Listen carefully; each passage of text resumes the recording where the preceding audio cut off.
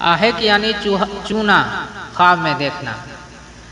حضرت دانیال علیہ السلام نے فرمایا ہے کہ اگر کوئی شخص خواب میں دیکھے کہ چونا کے ساتھ جسم سے بال منڈے ہیں، اگر مالدار نہیں ہے تو اسی قدر مالدار ہے، اور اگر غمگین ہے تو غم سے نجات پائے گا، اور اگر قرض دار ہے تو قرض ادا کرے گا۔